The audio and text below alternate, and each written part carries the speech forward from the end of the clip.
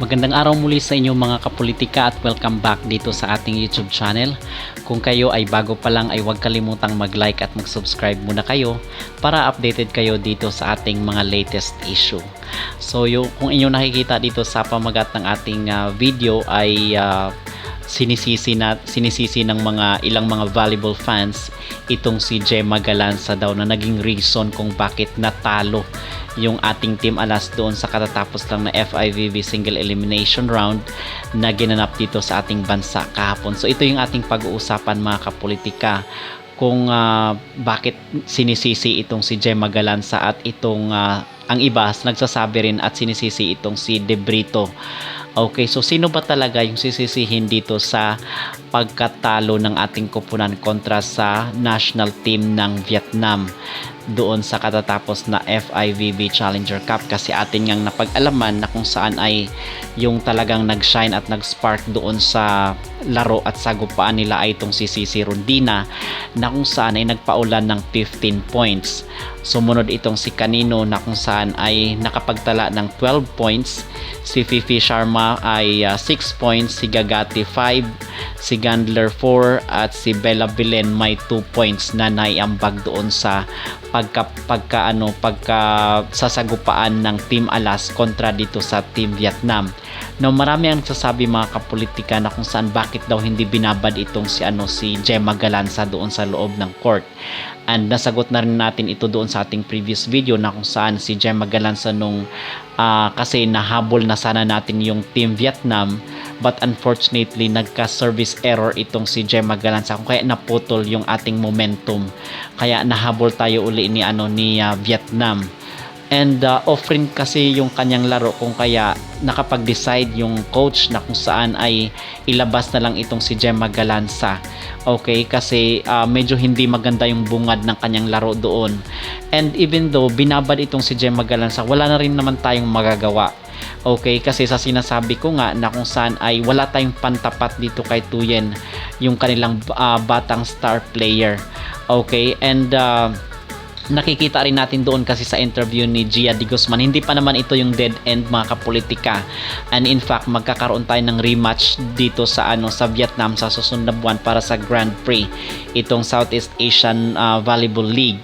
So ibig sabihin lang nun ay magkakaroon ulit tayo ng match, and hindi lang po Vietnam yung mga kalaban natin kasi dapat natin itong paghandaan mga kapolitika. Makakalaban rin natin ito ang Thailand, yung Indonesia. I think ilalaban na ng Indonesia yung kanilang talagang national team kasi doon sa previous na laro doon sa ABC Cup kaya natalo natin yung Indonesia kasi hindi nila national team yon. Okay, so yun lamang ay kanilang parang team B nila kasi yung national team nila ay naglaro doon sa parang may paliga sa bansa nila. So ito yung dapat paghahandaan ng ating bansa kasi andyan din yung Myanmar, yung Taipei, yung Cambodia. So medyo marami-raming team yung ating talagang dito masusubok yung galing ng Team Alas. Okay, so medyo mahaba-haba pa naman yung panahon na dapat igugol dito sa pag-training ng ating koponan, and sana man lang ay sa susunod na laro ay ibabad at i-first line up na itong si Gemma Galanza kasi ito talaga yung request ng mga ng mga taga-subaybay at mga supporter ni Gemma Galanza, dapat ay first six siya. Okay, dapat na insist talaga na i-first six itong si Gemma Galanza kasi dito talaga masusubok kung talaga bang yung ipinaglalaban ng itong kasi ang sinasabi ng mga tao doon na kung saan ay bakit pa kumuha itong si De Brito ng mga star player ng iba't ibang team kung ibabangko lang.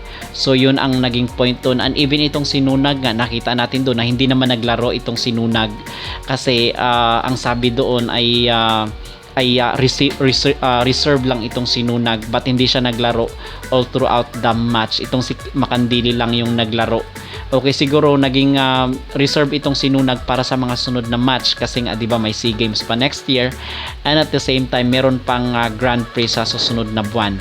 And nakikita rin natin dito mga kapolitika talaga na yung mga spiker natin na matatangkad kasi nga hindi lang naman middle blocker dapat ang mag-work dito kasi yung even nga yung mga middle blocker natin hindi natin nabablock itong si Tuyen. One time lang na block doon sa buong match.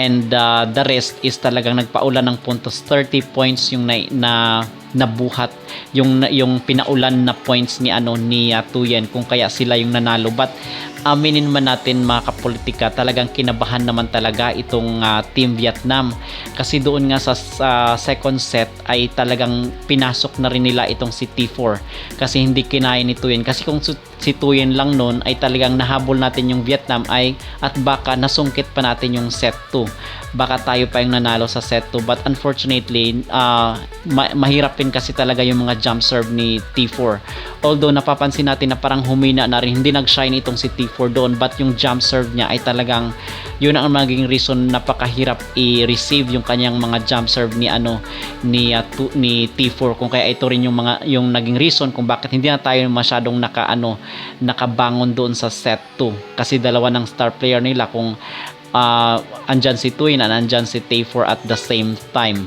So ito din yung talagang doon kinabahan yung Vietnam, kung kaya dalawang star player nila yung nasa loob ng court. Okay, so ang sinasabi natin dito mga kapolitika, kasi may mga commentary na dati na nababasa doon na sinisisi itong si De Brito. Okay, sa opinion naman natin dito, itong si De Brito ay hanggang coaching lang yan, hanggang pagbalasa lang ng mga players yan, kasi even sa mga international games ay meron rin mga star player na kung saan ay binabangko nila. Okay, hindi naman all the time na yung star player lang, kasi hinahayaan nga yung ibang mga players rin na makapag-adjust, di ba? Kasi kung papalit-palit ng mga players doon, paano uminit yung laro ng mga players natin. And itong si De Brito ay hanggang lang yan, hanggang coaching lang, nasa pa rin ang yan, kung paano i-execute, kung paano mag-perform yung mga players doon sa loob ng court. Okay, so nasa kanila pa rin talaga yung kung paano nila dadalhin yung bola. Yung coach dyan ay hanggang pag-advise lang yan, hanggang recommend lang yan kung ano yung gagawin ng mga players. Kung hindi gagawin ng mga players yan, ay wala rin talaga tayong pag-asa na mananalo. Okay, so dito sa side ni De Brito, hindi para sa atin ang ating bottom line sa dito sa ating talakayan ay wala dapat na sisisihin mga kapolitika, kasi nakikita naman natin doon na ibinigay ng best yung coach, binigay niya yung best niya, and at the same time yung mga players. Kaya nga lang kinulang talaga, kinapos tayo, wala tayong pambato dito kay Tuyen. Okay, yun talaga ang point doon. And mga kapolitika, gusto rin pala natin pag-usapan na kung saan ay marami kasi ang nagpo-protesta online. Ang sinasabi nila ay dapat to ipa-gender test itong si Tuyen, kasi hanggang ngayon ay talagang dinidepensahan siya ng mga Vietnamese, yung kanyang mga supporter at followers sa kanilang bansa, kasi ito ay nagagamit pa. At the same time, wala rin naman siyang nasasabi dito sa kanyang sa kanyang kasarian, kasi nakikita ko siya personally, inobserbahan ko talaga ay talagang malakas, kakaiba pumalo iting si Tuyen. And nakita nyo naman doon sa laro na kung saan ay talagang sumakit ang ulo ni Makandili. Hindi talaga mahirap i-receive yung kanyang mga palo. At ang sinasabi nga nila, parang lalaki daw talaga pumalo itong si Tuyen, kung kaya ipa-gender test. Kasi kung wala naman siyang tinatago, 'di ba? At para mapahiya na rin yung mga nag-aakusa sa kanya.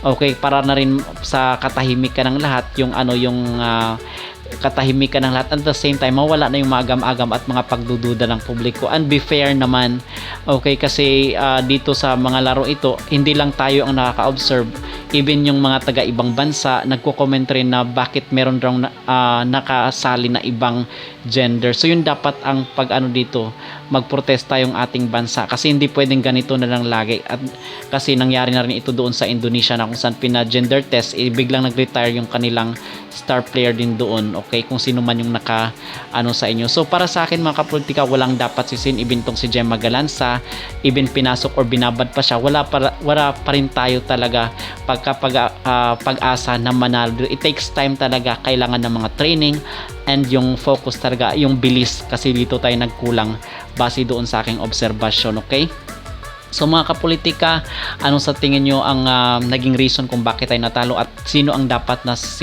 mag-ingay sa comment section, at huwag kalimutang mag-like at mag-subscribe dito sa ating YouTube channel para updated kayo sa ating mga latest issue.